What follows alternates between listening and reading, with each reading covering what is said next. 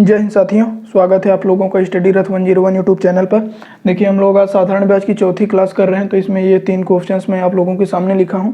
तो आप लोग देखिएगा ये क्वेश्चंस कैसे सोल्व होते हैं, और अगर आप लोगों को कोई डाउट होता है तो कमेंट करिएगा। आप लोगों के कमेंट मैं देखता हूँ, और अगर कोई भी समस्या है तो कमेंट जरूर करिएगा।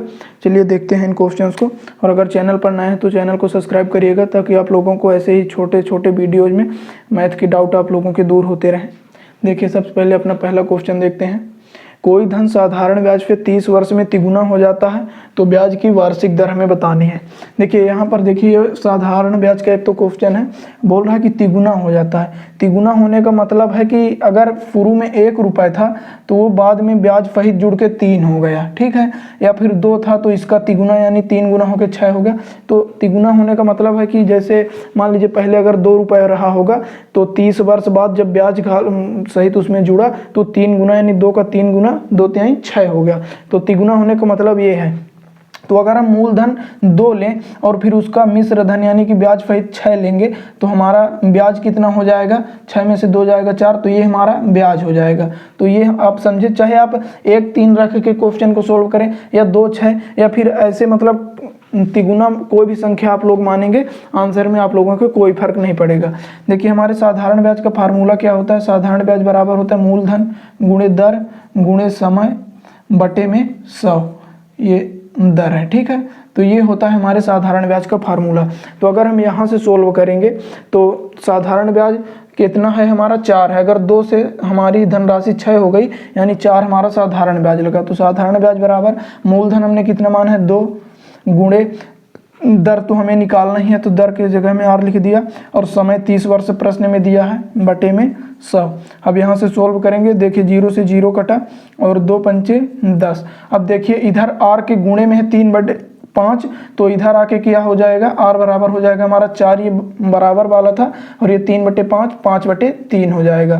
तो ये हुआ 5 चौक 20/3, तो 3 छंग 18 2 20 यानी 6 सही 2/3% हमारा ब्याज आ गया, ठीक है। अगर आप लोग 1 3 मान के करते तब कैसे करते? जैसे 1 से धनराशि 3 हुई है तो ब्याज 2 लगता, तो 2 बराबर, फिर मूलधन 1 है, गुणे दर निकालना है, समय 10 वर्ष दिया है, 30 वर्ष है समय, बटे में 100।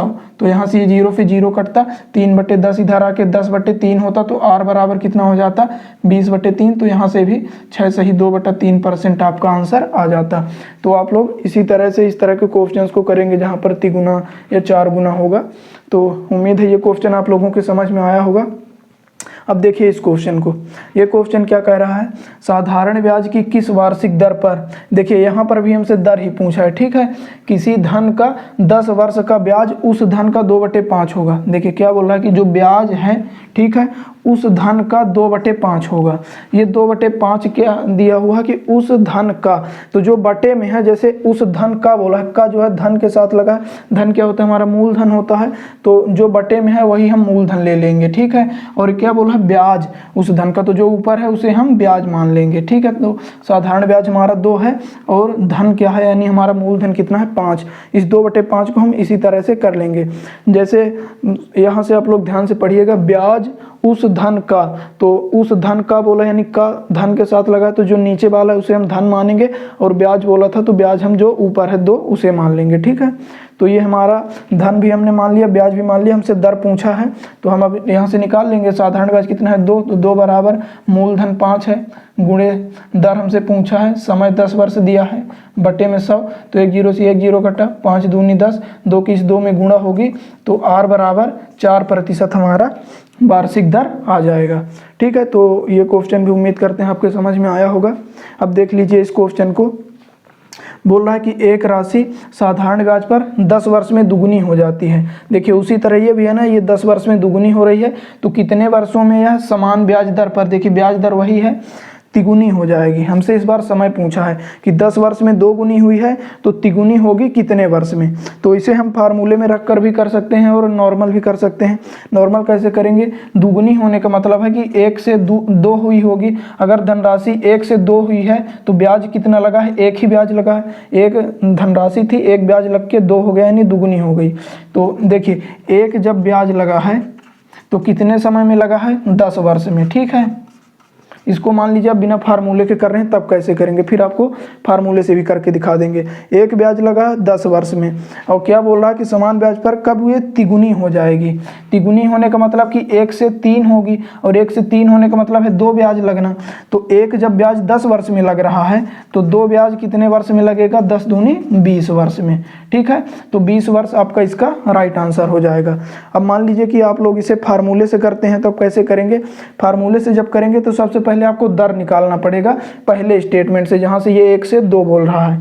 तो एक बार आप फार्मूले से करके भी दिखा रहे हैं, इसको मिटा देते हैं।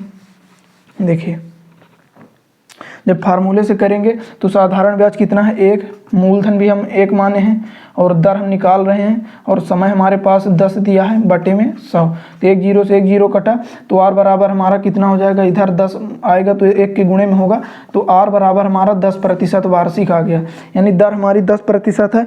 अब हमें बताना है कि कितने वर्षों में समान ब्याज दर पर, यानी इसी 10% पर तिगुनी हो जाएगी। तिगुनी होने का मतलब है कि 2 ब्याज लगेगा तो साधारण ब्याज बराबर मूलधन हमारा 1 ही है, गुणे दर हमने 10 निकाला है और समय हमसे पूछा है बटे में 100। तो ये 0 से 0 कटा, 10 का इस 2 में गुणा होगा तो समय हमारा 20 वर्ष आ जाएगा। तो ये इस क्वेश्चन का राइट आंसर है। तो उम्मीद करते हैं आपके तीनों क्वेश्चन आप लोगों के समझ में आया होगा। कमेंट करके बताइएगा कि क्लास कैसी लगी है।